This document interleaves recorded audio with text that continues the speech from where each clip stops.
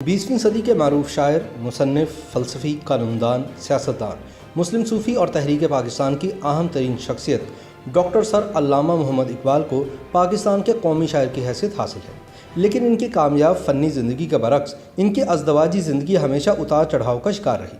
इकबाल ने अपनी ज़िंदगी में 3 ख़वातीन से शादी की और एक औरत को दिल से चाहा। ताहम क़राइन बताते हैं कि वो रोमानवी मामलात में तज़ादात और कसम पुरसी का शिकार ही रहे।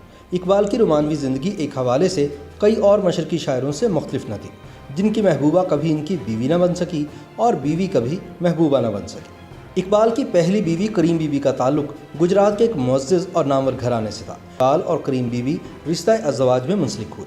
उस वक्त इकबाल की उम्र महज 18 बरस जबकि करीम बीबी 21 बरस की थी।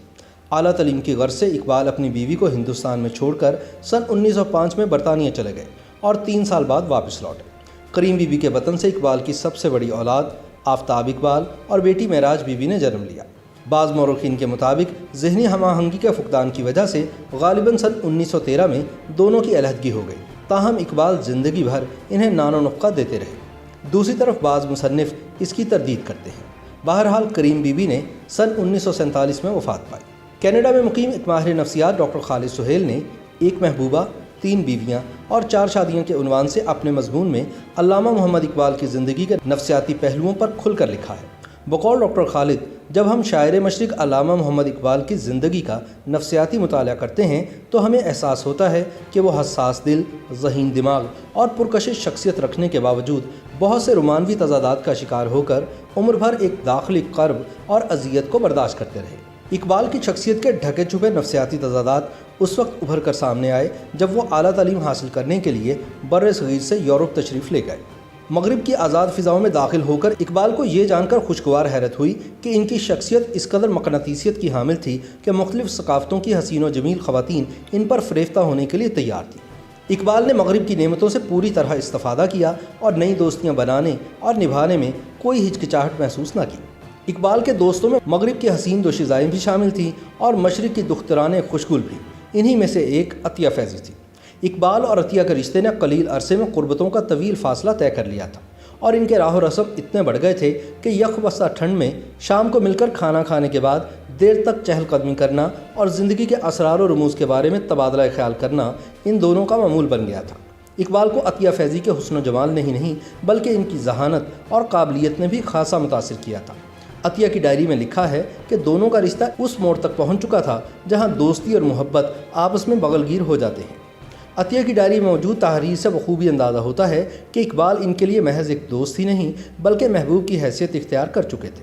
इकबाल की वफ़ात के तकरीबन 10 बरस बाद अतिया फैज़ी ने अपनी एक तहरीर में हिंदुस्तान की अरेंज्ड मैरिजेस की रिवायत पर ज़बरदस्त नुक्ताचीनी की और अपने दरीना दोस्त अल्लामा मोहम्मद इकबाल की शादी को इनके लिए बेरहम सदमा करार दिया।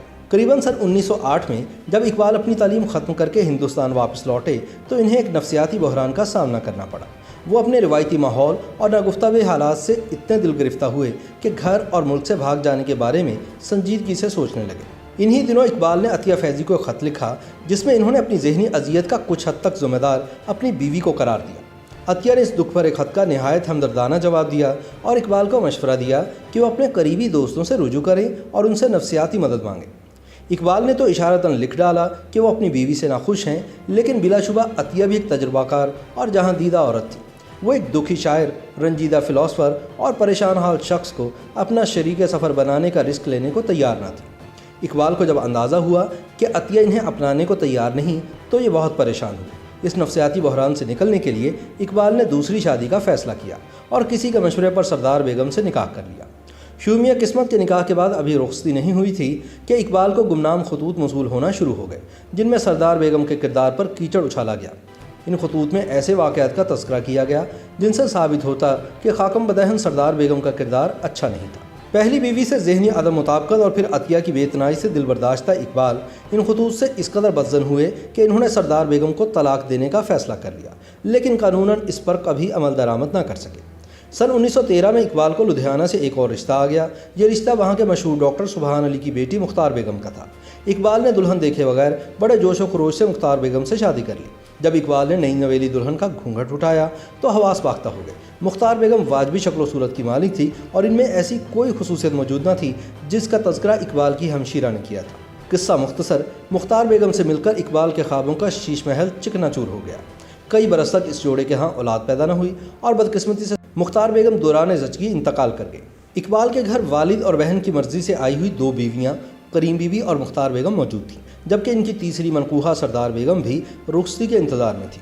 अगरचे इकबाल गुमनाम खतूत के हवाले से सरदार बेगम को किसी सूरत घर नहीं लाना चाहते थे, लेकिन जब इनके दोस्तों ने सरदार बेगम की पाकदामनी की गवाही दी और फिर गुमनाम खतूत वाली साजिश का भेद भी खुल गया तो एहसास गुनाह और नदामत से मगलूब होकर इकबाल ने अपनी मनकूहा सरदार बेगम को घर लाने का फैसला कर लिया। दरअसल इकबाल को सरदार बेगम के खिलाफ गुमनाम खतूत इन्हीं के ख़ानदान की एक औरत लिख रही थी।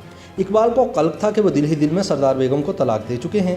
ऐसे में इकबाल को बाज़ दोस्तों ने हलाला का मशवरा दिया, लेकिन इकबाल हलाला के तसव्वुर से मज़ीद कश्मकश में मुब्तला हो गए। एक मौलाना ने यह फतवा देकर हलाला के हवाले से इकबाल की ज़हनी कश्मकश ख़त्म कर दी कि इन पर हलाला का शरई कानून इसलिए लागू नहीं होता क्योंकि दोनों का सिर्फ निकाह हुआ था और रुखसती नहीं हुई थी। बहरहाल इकबाल ने अपने ज़मीर की अदालत में सुरखरू होने के लिए सरदार बेगम को घर लाने से पहले इनसे एक दफ़ा फिर निकाह पढ़वाया। इस तरह 2 बरस के वक्फे के दौरान इकबाल ने 3 निकाह किए और मज़ीद 2 बीवियाँ इनके उक़द में आई। जब इकबाल ने अपनी दूसरी बेगम मुख्तार बेगम और तीसरी बीवी यानी सरदार बेगम को एक ही घर में रखा तो इनकी पहली बेगम करीम बीवी भी सियालकोट से अपने बच्चों आफ्ताब और मेराज बीबी के हमरा लाहौर आ गई। चुनांचे इकबाल लाहौर में अपनी 3 बीवियों और 2 बच्चों के साथ रहने लगे। एक ही छत तले 3 बीवियों का निवास ज़्यादा देर ना हुआ। बाज़ मुसन्निफ़ीन के मुताबिक इकबाल अपनी तीनों बीवियों में से सरदार बेगम पर सबसे ज़्यादा मेहरबान थे क्योंकि वह सबसे ज़्यादा खूबसूरत थी। इन्हीं के बतन से इकबाल के 2 बच्चे जावेद इकबाल और मुनीरा बानो पैदा हुए। बाज़ मुसन्निफ़ीन ने लिखा है कि इकबाल 3 बेगमात के साथ हिंदुस्तान में ज़िंदगी गुजारने के साथ साथ अपनी दोस्त और महबूबा अतिया फैज़ी को भी मुतवातर खतूत लिखते रहे। इकबाल की रोमानवी ज़िंदगी एक हवाले से कई और मशरक़ी शायरों से मुख्तलिफ न थी, जिनकी महबूबा कभी इनकी बीवी न बन सकी और बीवी कभी महबूबा न बन सकी।